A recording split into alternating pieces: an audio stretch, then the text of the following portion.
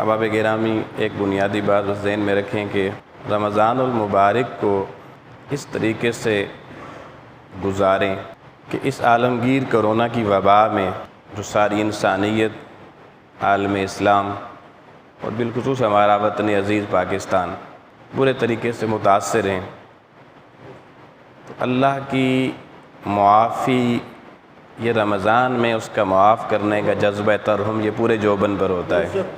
تو میں یہ سمجھتا ہوں اللہ تعالیٰ نے ہمیں ایک موقع عطا کیا ہے، رمضان کے روزے رکھیں، کثرت سے اللہ کے ہاں عبادت گریہ زاری کریں۔ اللہ تعالیٰ اس رمضان المبارک کا صدقہ ہم سب کے گناہوں کو معاف فرمائے اور اس عالمگیر کرونا وائرس کی وبا سے اس کائنات ہستی کو، کائنات عالم کو محفوظ اور مامون فرمائے۔ رمضان المبارک کا جو مہینہ ہے، اس میں اہل ایمان سحری سے لے کر افطاری تک ایک فاقہ کرتے ہیں، بھوک اور پیاس کی صعوبت برداشت کرتے ہیں۔ تو بندہ بعض اوقات یہ سوچتا ہے کہ یار بندوں کو بھوکا پیاسا رکھنے کا مقصد کیا ہے؟ اللہ تعالیٰ تو 70 ماہوں سے بڑھ کے پیار کرتا ہے جی۔ تو میں ایک صرف بنیادی بات اس ضمن میں گوش گزار کر کے اپنے موضوع پر ہم آ جاتے ہیں۔ دوستان محترم، اللہ تعالیٰ نے ہمیں بے بہا نعمتیں دی اور ہر دور میں ہر قوم کو اللہ پاک نے اپنی بے بہا نعمتوں سے، اپنے فضل سے، اپنی عنایات سے نوازا، اور اللہ نے ہر قوم کے لیے شرط ایک ہی رکھی کہ میرا شکر ادا کرو۔ اور قرآن مجید میں جا بجا اللہ پاک نے ان سابقہ قوموں کا ذکر کیا کہ اللہ نے انہیں کیا کیا نعمتیں دی، لیکن انسان ہے کہ جب اس کا پیٹ بھر جاتا ہے نا تو یہ دینے والے کو بھی بھول جاتا ہے۔ بھرا ہوا پیٹ ایک بڑی آزمائش بن جاتا ہے۔ بہت کم ایسے لوگ ہیں جن کا پیٹ بھی بھرا ہوا ہو، آسائشوں سے بھی زندگی بھری ہوئی ہو، اور پھر وہ اللہ کی بارگاہ میں شاکر بنیں، اس کی حمد و ثنا کریں اور اس سے رجوع اور تعلق قائم کریں۔ لیکن یہ جب انسان فاقہ کا، بھوک کا شکار ہوتا ہے تو اس وقت انسان آٹومیٹیکلی متوجہ ہوتا ہے اس رازق کی طرف جو رزق تقسیم کرنے والا، رزق دینے والا اور نعمتیں بانٹنے والا ہے۔ تو سابقہ ساری امتوں کی باتیں اللہ پاک نے قرآن میں بتا کر اس امت کے لیے ارشاد فرمایا کہ یا ایھا الذین آمنوا کتب علیکم الصیام کما کتب علی الذین من قبلکم، روزہ تم پہ اے ایمان والو فرض کیا گیا ہے جیسے تم سے پہلے لوگوں پہ بھی فرض تھا، لیکن یاد رکھو لعلکم تتقون، مقصد اللہ کی حضوری میں اللہ سے ڈرنا ہے، اللہ سے ڈر کے رہنا ہے۔ اللہ سے ڈرنے کا معنی ہے کہ اس کے احکامات اور اس کی حدود کو توڑنا نہیں ہے، شریعت کی حدیں ٹوٹنے نہ پائیں۔ اور پھر اللہ پاک نے فرمایا کہ فاذکرونی اذکرکم واشکروا لی ولا تکفرون، کہ میرا ذکر کرو میں تمہارا ذکر کروں گا، اور میرا شکر ادا کرنا اور میری ناشکری نہ کرنا۔ اب رمضان المبارک کے علاوہ 11 مہینے اللہ نے بے بہا نعمتیں دی ہیں، ہر وقت ہم کھاتے ہیں، اور رمضان میں بھی ایز سچ نعمتیں دیکھیں، سحری کو بھی بہترین نعمتیں، افطاری میں بھی، رات کو بھی۔ تو ایک ٹائم پیریڈ اللہ پاک نے ہمیں جو دیا روزے کا، اس کا بنیادی مقصد یہ تھا کہ باقی 11 مہینے نعمتیں کھا کے ہم سوچیں ہم نے شکر کتنا ادا کیا، اور اسے ایک مہینے میں فاقہ کر کے ہم دیکھیں ہم اللہ کی بارگاہ میں صبر کتنا کرتے ہیں۔ اور افطاری کا وقت بتا دیتا کہ بندہ صابر ہے یا نہیں۔ وہ بے ساختہ اپنے پیٹ کی ہوس پوری کرنے کے لیے کھانے پینے پہ ٹوٹ پڑتا ہے، یا اس وقت بھی اللہ کی یاد کا چراغ جلا کر ضرورت کے مطابق کھاتا ہے۔ تو یہ فاقہ بھی اللہ کی بڑی نعمت ہے، یہ بندے کو اللہ کی یاد دلاتا ہے، اللہ سے بندے کو جوڑتا ہے۔ حضرت بایزید بسطامی رضی اللہ تعالیٰ عنہ فاقے کے فضائل بیان کر رہے تھے، تو ایک بندہ کہنے لگا حضور یہ فاقہ بھی کوئی چیز ہے جس کی فضیلت بیان کی جائے؟ آپ بھوک کی فضیلت بیان کر رہے ہیں۔ تو بڑا خوبصورت جملہ اللہ کے ولی نے بولا، فرمانے لگے بیٹا سوال کرنے والے، اگر فرعون نے فاقہ دیکھا ہوتا تو کبھی خدائی کا دعویٰ نہ کرتا۔ اگر اس نے فاقہ دیکھا ہوتا تو کبھی خدائی کا دعویٰ نہ کرتا۔ خدائی کا دعویٰ تبھی کیا کہ فاقہ نہیں دیکھا تھا، غربت نہیں دیکھی تھی۔ یہاں تک کہ تاتاریوں کے ظلم سے تاریخ بھری پڑی ہے، لیکن تاتار خانی کے حاشیے کو اگر آپ پڑھیں نا تو انہوں نے اس میں فاقے اور بھوک کے فضائل تحریر کیے ہیں، اور ایک بڑی خوبصورت بات لکھی ہے حاشیہ تاتار خانی میں۔ وہ لکھتے ہیں کہ جو بندہ بھوکا نہیں رہ سکتا، فاقہ نہیں کر سکتا، اس کی زبان سے نکلنے والے لفظ کسی کے لیے مؤثر نہیں ہو سکتے۔ اور میں آپ کو تجربے کی بات کہہ رہا ہوں، آپ کو پیٹ بھرے ہوئے بڑے بڑے خطیب ملیں گے، بڑے بانکے واز کرنے والے ملیں گے، لیکن لوگ ایک کان سے سنتے ہیں دوسرے سے نکال دیتے ہیں، کوئی اثر نہیں ہے، کوئی تبدیلی نہیں آتی لوگوں میں، واز بس واز ہی رہتا ہے۔ وہ واز نصیحت بن کر لوگوں کے قلب اور ذہن میں اترتا نہیں ہے، اور لوگ عمل کی طرف آمادہ نہیں ہوتے۔ وجہ کیا ہے؟ کیونکہ واعظ و نصیحت کرنے والے کا پیٹ اس حد سے زیادہ بھرا ہوا ہے جو حد شریعت نے مقرر کی ہے۔ اور پھر بعض اوقات تو توندیں اتنی نکل جاتی ہیں کہ دیکھیں نا، کہتے ہیں کہ فاصلے مٹاؤ، چلیں ابھی تو وبا ہے، یہ موضوع ٹھیک نہیں، لیکن میں ضمناً جملہ کہہ رہا ہوں کہ ہم اہل ایمان گلے ملتے ہیں، مصافحہ کرتے ہیں، تو اب جب پیٹ نکل جاتے ہیں تو دل قریب نہیں ہوتے، اس میں اتنا فاصلہ آ جاتا ہے۔ اور اگر دونوں بندوں کے نکلے ہوئے ہوں تو 2 گٹ فاصلہ ہو جاتا ہے۔ یعنی دیکھیں، یہ پیٹ بھرنے سے بندوں میں فاصلہ ویسے ہی اسی وقت ملتے ہوئے پتہ چل جاتا ہے کہ بھائی اب دل قریب نہیں رہے۔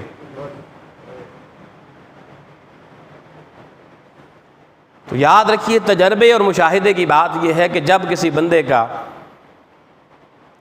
پیٹ بھرا ہوا ہوتا ہے تو بھرے ہوئے پیٹ والے بندے کی نصیحت کسی بھی اثر نہیں کرتی، اور بھرے ہوئے پیٹ پر بھی کسی کی نصیحت اثر نہیں کرتی۔ اب یہ ایک طرف کا معاملہ نہ کریں، دونوں چیزوں کو سمجھیں۔ پیٹ بھرا ہوا بندہ ہے، اس کو جو مرضی نصیحتیں کرتے رہیں، اسے پرواہ نہیں، اور پیٹ بھرا ہوا بندہ ساری رات بیٹھ کے واز کرتا رہے۔ یہ پیٹ بھرے ہونے سے مراد کیا ہے؟ کہ اللہ کی ساری نعمتیں کھا کے ناشکری کرنے والے لوگ۔ تو اللہ تعالیٰ نے اس امت پہ رمضان کی صورت میں بڑا انعام یہ فرمایا کہ 11 مہینے تو پتہ نہیں ہم کوئی کمی چھوڑتے ہیں یا نہیں، تو 1 مہینہ اس نے کہا میری خاطر، مہینہ بھی اپنا قرار دیا، اور کہا جزا بھی جیسے خود بے حساب ہوں، جزا بھی بے حساب دوں گا۔ تو 1 مہینہ مسلمانوں فاقہ کرو، اہل ایمان فاقہ کرو۔ اس فاقہ کرنے کے صدے میں اللہ پاک تمہیں اس مقام پر تمہارے شعور کو لے آئے گا کہ نصیحت کرنے والے کی نصیحت اثر کرے گی، اور نصیحت سننے والا اس نصیحت کو قبول کرے گا۔ تو اس انداز میں رمضان کو لیں کہ یار کوئی واعظ و نصیحت ہم پہ اثر کرے۔ یہ واعظ بہت ہے، میں پھر کہہ رہا ہوں، نصیحت اثر کرنا کم ہو گئی ہے، اور حالات ساری کائنات کی اور امت کے آپ کے سامنے ہیں۔ تو اللہ تعالیٰ ہم سب پہ رحم فرمائے، اور ہمیں رمضان المبارک کی بابرکت ساعتوں کو صحیح معنوں میں اس کی حضوری کے مطابق اور اس کے احکام کے مطابق گزارنے کی توفیق عطا فرمائے۔ احباب گرامی، ہمارا موضوع چل رہا تھا کہ انسان کی ترقی کے مدارج، تدریجاً انسان نے اس دنیا میں آنے کے بعد جو ترقی کی، وہ ترقی کے اوج اور کمال پہ کب کیسے پہنچا۔ ہم نے اس ضمن میں پچھلے جمعۃ المبارک کو زرعی ترقی اور سول انجینئرنگ کی ترقی، ان دونوں کو ہم نے اس مضمون کو مختصراً آپ کے سامنے بیان کیا۔ آج کی گفتگو بھی ہم سورہ سبا کی روشنی میں شروع کر رہے ہیں، آیت نمبر 10 سے۔ اور آج ہم جس انجینئرنگ کو ڈسکس کرنے جا رہے ہیں وہ ہے basically mechanical engineering. Mechanical engineering کا تعلق بیسیکلی لوہے کے ساتھ ہے، آئرن کی ٹیکنالوجی کے ساتھ۔ یاد رکھیے، جس طرح انسان نے ایگریکلچر میں ترقی کی، سول انجینئرنگ میں ترقی کی، اہرام مصر کی ہم نے بات کی، اسی طریقے سے انسان نے لوہے کی نعمت کو بھی استعمال کرنا سیکھا، اور میکینیکل انجینئرنگ میں بھی اپنے اپنے ادوار کے اندر ترقی کے کئی رنگ اختیار کیے۔ ہمارے یہاں عموماً یہ سمجھا جا رہا ہے کہ شاید آج کا جو دور ہے اس وقت، یہ شاید انجینئرنگ کے حوالے سے، میکینیکل انجینئرنگ کے حوالے سے بہت ترقی کا دور ہے، کوئی شک نہیں ہے، انکار نہیں ہے۔ مگر اگر آپ اس اللہ کی کتاب قرآن مجید کا مطالعہ کریں تو لوہے کی ٹیکنالوجی اور میکینیکل انجینئرنگ میں کمالات سابقہ امتوں میں بھی بڑے بڑے لوگوں کو رہے۔ دین اسلام میں لوہے کا باقاعدہ استعمال اسلامی تاریخ میں حضرت سیدنا عثمان غنی رضی اللہ تعالیٰ عنہ کے دور میں کیا گیا۔ جب مسجد نبوی کی توسیع کی گئی تو سیدنا عثمان غنی نے اس وقت لوہے کا اس میں استعمال کیا۔ سیدنا عثمان غنی رضی اللہ تعالیٰ عنہ کے دور خلافت سے اس کا استعمال شروع ہوتا ہے۔ لیکن تاریخی پس منظر میں جائیں اور قرآن مجید فرقان حمید کی عبارات کا مطالعہ کیجئے تو ہمیں لوہے کا استعمال بہت قدیم زمانے سے نظر آتا ہے۔ لوہے کا استعمال حضرت ذوالقرنین رضی اللہ تعالیٰ عنہ، ان کو سکندر ذوالقرنین کہتے ہیں، انہوں نے اپنے دور میں لوہے کا استعمال کیا۔ ان کے سفر ناموں کا ذکر قرآن مجید کی سورہ انبیاء یا سورہ کہف میں موجود ہے۔ قرآن مجید کی سورہ کہف، اور اس کی آیت نمبر اگر آپ آئیں 96 میں، آیت نمبر 96 میں، تو اللہ پاک نے ارشاد فرمایا کہ آتونی زبر الحدید حتی اذا ساوا بین الصدفین قال انفحوا حتی اذا جعلہ نارا قال آتونی افرغ علیہ قطرا۔ اب اس آیت میں اللہ کریم نے حضرت ذوالقرنین رضی علیہ السلام کے سفر نامے کا ذکر کیا۔ جیسے پہلے اس سے پچھلی آیتوں میں بتایا کہ وہ افق کے مشرق میں جا پہنچے جہاں سورج طلوع ہوتا ہے، جغرافیکل سٹڈی میں کمال پر تھے۔ تو انہی آیات میں آگے چل کے آیت نمبر 96 میں اللہ پاک نے فرمایا کہ حضرت ذوالقرنین علیہ السلام وہ ایک ایسے علاقے میں پہنچے جہاں انہوں نے لوگوں کو بڑا پریشان پایا۔ پوچھا کیا بات ہے؟ انہوں نے کہا جی ہمارے ان پہاڑوں کے اندر سے ایک قوم نکلتی ہے یاجوج ماجوج کی، تو یہ قوم ہمیں بہت نقصان پہنچا رہی ہے، ہم اس سے بڑے خائف ہیں، بڑے تنگ ہیں، خدا را ہمارا اس قوم سے پیچھا چھڑوا دیجئے۔ تو قرآن مجید بتاتا ہے حضرت ذوالقرنین علیہ السلام نے اس وقت ان پہاڑوں کے درمیان ایک دیوار تعمیر کی۔ اس دیوار کو اتنا اونچا کیا کہ دونوں پہاڑوں کی چوٹیوں کے برابر ہو گئی، اور اس دیوار کو انہوں نے پتھروں کا نہیں بنایا۔ سول انجینئرنگ میں جو پتھر استعمال ہو رہے تھے ان کا استعمال نہیں کیا، بلکہ اس دور میں حضرت ذوالقرنین علیہ السلام نے میکینیکل انجینئرنگ کا استعمال کرتے ہوئے وہ دیوار لوہے سے بنائی، لوہے سے بنائی۔ اور قرآن مجید دیکھیے اس کا بیان کرتا ہے آتونی زبر الحدید، وہ اپنی اس قوم کے لوگوں کو کہنے لگے تم لوہے کے تخت لے کر آؤ میرے پاس، بڑے بڑے تختے لوہے کے، پلیٹس آف آئرن، وہ لے کر آؤ۔ وہ لاتے، وہ پلیٹیں لوہے کی رکھتے، اوپر دوسری پلیٹ رکھتے، اس سے دیوار بناتے چلے گئے، حتیٰ کہ قرآن مجید کہتا ہے کہ حتیٰ اذا ساوا بین الصدفین، حتیٰ کہ وہ دیوار اتنی بلند ہوئی کہ دونوں پہاڑوں کی چوٹیوں کے برابر جا پہنچی، اتنی بڑی دیوار بنائی۔ اور پھر جب دیوار یہاں تک پہنچ گئی تو اب تختے جوڑنے بھی تھے نا، ویلڈنگ بھی کرنی تھی۔ اب ویلڈنگ کی ٹیکنالوجی اس وقت آپ کے یہ الیکٹریکل انجینئرنگ والی نہیں تھی۔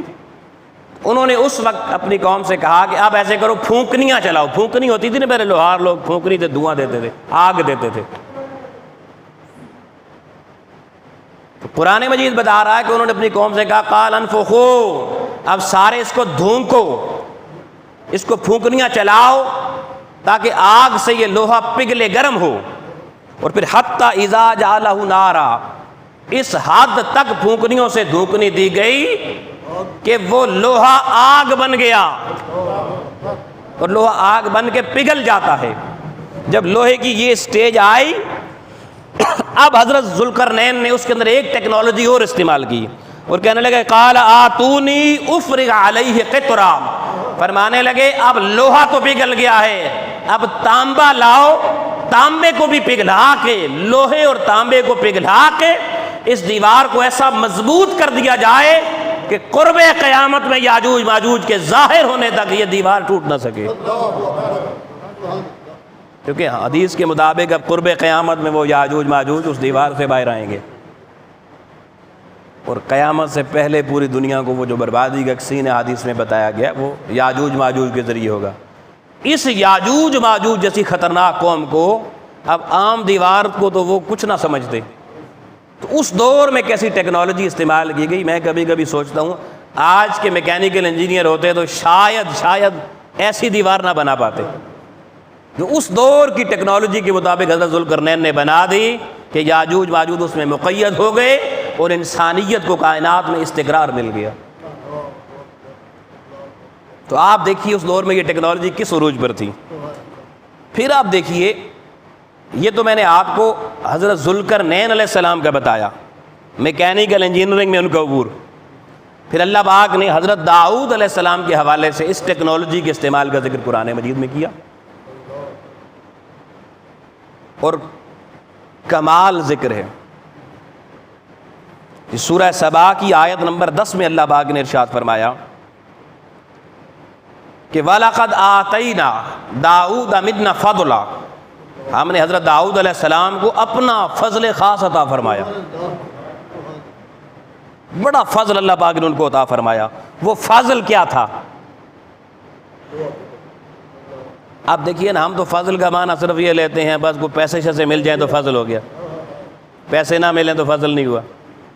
اب فضل کا معنی کتنے ہوتے ہیں، اس میں سے ایک معنی بتا رہا ہوں کہ اللہ پاک نے حضرت داؤد علیہ السلام کو ٹیکنالوجی میں اس دور میں عروج دینا تھا، تو اللہ پاک نے فرمایا کہ یا جبالو، اے پہاڑو، اوبی معاہ، اے پہاڑو گو کہ تم بے جان چیزو بظاہر، تم بولتے نہیں ہو، مگر آؤ میرے داؤد علیہ السلام کے ساتھ مل کر میری بارگاہ میں تم بھی رجوع کیا کرو، اکیلے نہیں، داؤد کے ساتھ مل کر۔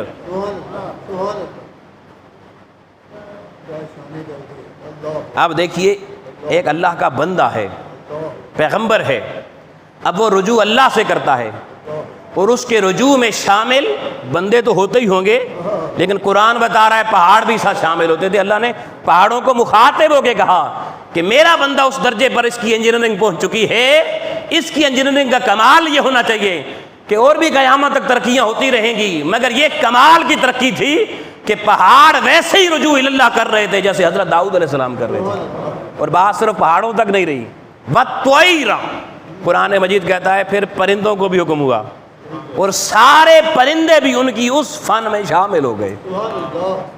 تو دیکھیے اللہ کی طرف رجوع کرنے کے طریقے بتائے جا رہے ہیں۔ انسانوں، ہم نے تو سابقہ قوموں کے نبیوں کے ساتھ اس دور کے چرند پرند کو بھی اور عالم جمادات کو بھی اپنی بارگاہ میں رجوع ہونے کی طرف متوجہ کیا ہے۔ اس لیے جب سمجھو کہ رجوع اللہ میں کمی ہو رہی ہے، تم خوب اللہ کی بارگاہ کی طرف رجوع کرو، اور اس انداز میں کرو کہ تمہاری خشیت کا عالم دیکھ کے میری کائنات ارضی و سماوی کی دیگر مخلوقات بھی تمہارے ساتھ اس رجوع میں شامل ہو جائیں۔ آج اس رجوع کی پھر ضرورت ہے۔ اور پھر فرمایا کہ یہ تو جمادات کی اور پرندوں پر ان کی ٹیکنالوجی کا استعمال، اور اب فرمایا وَأَلَّنَا لَهُ الْحَدِيدِ، پھر ہم نے حضرت داؤد علیہ السلام کو یہ شان دی میکینیکل انجینئرنگ میں کہ ہم نے ان کے ہاتھوں میں لوہے کو نرم فوم کی طرح نرم کر دیا، بغیر کسی ویلڈنگ پلانٹ کے۔ قیامت تک انسان پلانٹس بنائے گا، پھر ان کو یوز کرے گا، پھر اس کی میکینیکل انجینئرنگ چلے گی۔ قربان جائیں اللہ کے بندے سیدنا داؤد علیہ السلام پر۔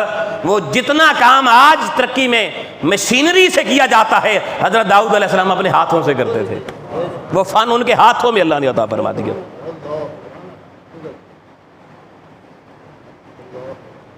اور پھر دیکھیے آگے آیت نمبر 10 کے بعد پھر اگلی آیت میں اللہ پاک نے آیت نمبر 12 میں حضرت سلیمان علیہ السلام کی ٹیکنالوجیز کا ذکر کیا، ہواؤں پہ ان کو حکومت دی، ہواؤں کی پھر رفتاروں کا ذکر کیا، صبح کی شام کی۔ پھر اس میں اللہ پاک نے ایک اور بڑی مزیدار بات فرمائی، فرمایا وَأَرْسَلْنَا عَلَيْهِ عَيْنَ الْقِطْرِ، پھر اسی میکینیکل انجینئرنگ کی ایک اور ٹیکنالوجی کا ذکر ہے،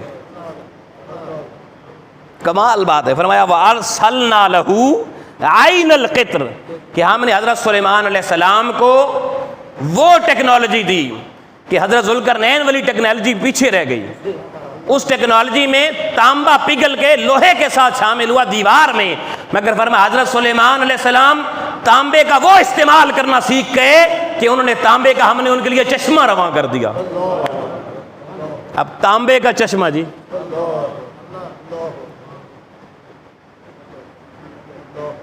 جہاں تو پانی کے چشمے خشک ہو گئے آج، اور وہاں اللہ پاک نے دیکھی شکر گزار بندوں کے لیے وَأَرْسَلْنَا لَهُ، اس کے لیے ہم نے ارسال کیا، جاری فرما دیا کیا، عین القطر، عین چشمے کو کہتے ہیں، تانبے کا چشمہ۔ تو تانبے کے چشمے بھی بہے ہیں جی اس ٹیکنالوجی میں۔ عروج دیکھیں کہ قرآن مجید کتنی قیمتی قیمتی باتیں آج کے انجینئرنگ پڑھنے والے انجینئر پتہ نہیں امت کو کیا کیا سکھا رہے ہیں، کیا کیا بتا رہے ہیں، اور وہ سمجھتے ہیں کہ ہمارا علم شاید اس سے بڑھ گیا ہے، معاذ اللہ۔ مگر آئیے اللہ پاک نے جو ٹیکنالوجی بتا دی، قیامت تک انسان اپنے گھوڑے دوڑا لے، اللہ کی دی ہوئی انبیاء کو جو ٹیکنالوجی ہے اس تک نہیں پہنچ سکتا۔ پھر آپ دیکھیے کہ بات یہاں بھی ختم نہیں ہوئی، بلکہ پچھلی آیت میں 11 نمبر آیت میں اللہ پاک نے پھر حضرت داؤد علیہ السلام کے حوالے سے یہ ذکر فرمایا ان اعمل سابغات وقدر فی السرد۔ فرمایا جب وہ لوہا ان کے ہاتھوں میں نرم ہونا شروع ہو گیا نا، ٹیکنالوجی آ گئی، ہاتھ خود ایک ویلڈنگ پلانٹ کا کام کرنا شروع ہو گیا، تو ان اعمل سابغات، اللہ کہتا پھر ہم نے انہیں کیا، کس چیز پہ طاقت دی؟ ہم نے کہا کہ وسیع ہر طرح کی سائز کی زرہیں بنائیں، لوہے کا لباس بنائیں۔ آج تو انسان کپڑے کو لباس مشینری سے، ٹیکنالوجی سے، انجینئرنگ سے بنا کے بڑا خوش ہو رہا ہے۔ حضرت داؤد علیہ السلام نے لوہے کے لباس سب سے پہلے دنیا میں متعارف کروائے، لوہے کا لباس جی۔ اور پھر اللہ پاک نے فرمایا اس وقت یہ میٹر پیمانے شاید اس طرح کے نہیں تھے، تو اللہ پاک نے فرمایا وقدر فی السرد، فرمایا اندازے کے مطابق، اپنے اندازے سے ان کے سائز کی میجرمنٹ لیتے چلے جاؤ، بناتے چلے جاؤ، ان کو وسعت دیتے جاؤ۔ تو حضرت داؤد علیہ السلام وہ کڑیاں لوہے کی یوں رکھتے اور ہاتھ سے پکڑ کے انہیں دباتے، وہ آپس میں جوائنٹ لگ جاتے، لوہے کا لباس تیار ہو جاتا۔ اللہ پاک نے اسی ٹیکنالوجی کا ذکر جو اللہ پاک نے حضرت داؤد علیہ السلام کو دی، اس کا ذکر اللہ پاک نے قرآن مجید کی سورہ انبیاء میں بھی کیا۔ اور آیت نمبر 80 سورہ انبیاء کی آیت نمبر 80 میں آ جائیں جی، آئیے سنیے، اللہ پاک نے فرمایا کہ وَعَلَّمْنَاهُ صَنْعَةَ لَبُوسٍ لَكُمْ لِتُحْصِنَكُم مِّن بَأْسِكُمْ فَهَلْ أَنتُمْ شَاكِرُونَ۔ اللہ پاک نے فرمایا کہ ہم نے پھر حضرت داؤد علیہ السلام کو ایک علم عطا فرمایا۔ کون سا علم؟ وَعَلَّمْنَاهُ صَنْعَةَ لَبُوسٍ لَكُمْ، کہ وہ اس لوہے سے لباس بنائیں، لبوس لکم، تمہارے لیے لباس تیار کریں، لوہے کا لباس زرہ کی صورت میں تیار کریں، لِتُحْصِنَكُم مِّن بَأْسِكُم، تاکہ تمہیں کوئی موذی دشمن اس کے زر سے وہ لباس تمہیں محفوظ رکھ سکے۔ دیکھیں جیسے وائرسز انسان کے دشمن ہیں، ایسے ہی جنگ میں دیکھے دشمن سامنے ہوتا ہے، بندے کے اوپر کوئی حملہ کر سکتا ہے، اس کو نقصان ہو سکتا ہے، تو دفاعی اوزار سب سے پہلے اللہ پاک نے لوہے سے دفاعی اوزار بنانے کی ٹیکنالوجی حضرت داؤد علیہ السلام کے دور میں اپنی معراج پہ پہنچی، اور اللہ پاک نے اتنی بڑی ٹیکنالوجی دے کے، اب ٹیکنالوجی والو بڑی توجہ سے اس بندہ ناچیز کی بات سنو، اپنی ٹیکنالوجی پہ غرور کرنے والو، اپنی ٹیکنالوجی کو اپنا فن اور کمال سمجھنے والو، آؤ اللہ جب اس کمال ٹیکنالوجی کا ذکر کرتا ہے، جنگی ٹیکنالوجی کا، جنگی مہارت کا، دفاعی نظام کا، تو اللہ پاک نے ساتھ ایک بڑی خوبصورت بات ارشاد فرمائی۔ لوگوں اس بات کے لیے یہ مضمون بڑا اہمیت کا حامل ہے، میرے رب العالمین نے ارشاد فرمایا فعال انتم شاکرون، کیا یہ سب کچھ پا کے ایسی ٹیکنالوجی تمہیں میرا شکر گزار نہیں ہونا چاہیے؟ یہ ترقی پا کر کیا تمہیں میری بارگاہ میں جبین نیاز سجدہ شکر کے طور پہ جھکانی نہیں چاہیے؟ تو اللہ پاک نے کس چیز کو سزا لگائی؟ انسان کو کہ اب میری بارگاہ میں رجوع کر کے شاکر بن جاؤ۔ عزیزان محترم، وقت کے لمحے میرے پاس بہت کم ہیں، لیکن میں نے جو مضامین آپ کے سامنے رکھے ہیں اگر ان کی ڈیٹیل بیان کی جائے تو اس کے لیے کافی وقت درکار ہے، مگر بتانا یہ چاہتا ہوں کہ میکینیکل انجینئرنگ آج کس قدر ترقی پہ ہے کہ آج برج خلیفہ کو دیکھیں، انسان کی آنکھیں متحیر ہو جاتی ہیں۔ آج کیلیفورنیا میں جا کے وہاں کی عمارات کو دیکھیے۔ اب دیکھیے، پہلے سول انجینئرنگ یعنی لکڑی کو، گارے کو استعمال کیا گیا، پتھر کو استعمال کیا گیا، لیکن جب میکینیکل انجینئرنگ آئی تو انسان نے لوہے، اسی لوہے کو جس کو حضرت ذوالقرنین نے دیوار بنائی تھی، انسان نے اس لوہے کو سیمنٹ میں ملایا، بجری میں ملایا، کنکریٹ بنا لی۔ سٹریس انالیسس کی طرف انسان آج نہیں پہنچا، یہ صدیوں پہلے پہنچا ہوا تھا۔ پھر دیکھیے اسی لوہے میں انسان نے ترقی کی، اور پھر لوہے کی پٹڑی بنی، جب پٹڑی پہ اس لوہے سے بنی ہوئی ٹرین چلی تو انسان کتنا حیران ہوا ہوگا۔ اور آج وہی لوہا اس زمین کو چھوڑ گیا، ان ہواؤں، ان فضاؤں، ان خلاؤں میں اڑ رہا ہے، جہاز بن کر، F-16 طیارے بن کر، خلائی جہاز بن کے، آج وہ لوہا زمین و آسمان کے درمیان انسان کو کتنی بلندیوں پہ لے کے جا رہا ہے۔ انسان کے ہاتھوں کا تراشا ہوا لوہا آج انسان کو وقت کی معراج پر لے گیا ہے۔ مگر اس انسان سے پوچھو کہ تو نے اس ہر ترقی میں کیا اپنا سر اور اپنی جبین نیاز اس مالک کی حضوری میں جھکائی جس نے تجھے وہ عقل کا شعور دیا، جس شعور کو استعمال کر کے تو نے یہ ٹیکنالوجی کے فن سیکھے؟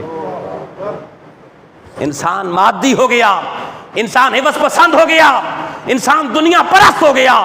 انسان نے اللہ کی دی ہوئی عقل کو تو استعمال کر لیا، اس کا نائب تھا، اس نے نیابت دی تھی، اپنی صفات کا ملکہ اس کی طبیعت کے اندر رکھا تھا۔ جیسے وہ خالق تخلیقات کرتا ہے، اس نے اپنا خلیفہ انسان، حضرت انسان کو بنایا تھا، اس کو وہ عقل دی تھی جو اسی طریقے سے کائنات کے اندر اس کی تخلیق کی ہوئی چیزوں میں اپنی عقل استعمال کر کے ٹیکنالوجی کو فروغ دے سکے۔ یہ سارا کچھ اللہ کی دی ہوئی شان تھی، اللہ کا دیا ہوا مقام تھا۔ کاش بندہ انسان تو اس ترقی کے ساتھ اپنے مالک کی حضوری میں بھی یہ جبین نیاز جھکاتا رہتا، تیری جبین نیاز پر اس کے سجدوں کے نشانات ہوتے۔ اللہ کی عزت کی قسم، اگر تو ویسا شکر گزار بن جاتا، آج کرونا وائرس کی وبا کے تجھے دن نہ دیکھنے پڑتے۔ مولا شکر گزاری کے بدلے تیری یہ وبائیں تو کیا، آنے والے وقت کی وبائیں بھی تجھ پہ ٹال دیتا۔ لہذا ٹیکنالوجی بھی ضروری ہے، اللہ کی حضوری اور اس کی حضور شکر بجا لانا بھی ضروری ہے۔ لوگوں، رمضان المبارک کا مہینہ آ پہنچا ہے، اللہ کی حضور رجوع کرو، جو نعمت کھاؤ ہاتھ صاف کر کے الگ نہ ہو جاؤ، پہلے اللہ کی بارگاہ میں شکر ادا کرو۔ جس دن یہ قوم اور یہ دنیا اللہ کی حضوری میں شکر گزار بن گئی، میں پوری ذمہ داری سے کہتا ہوں وبائیں ٹل جائیں گی، عذاب ٹل جائیں گے۔ عذاب ناشکری کی وجہ سے آتے ہیں اور شکر گزار قوموں سے عذاب اٹھا لیے جاتے ہیں۔ اللہ ہمیں اپنی بارگاہ میں شاکر بندہ بن کے رجوع اللہ کی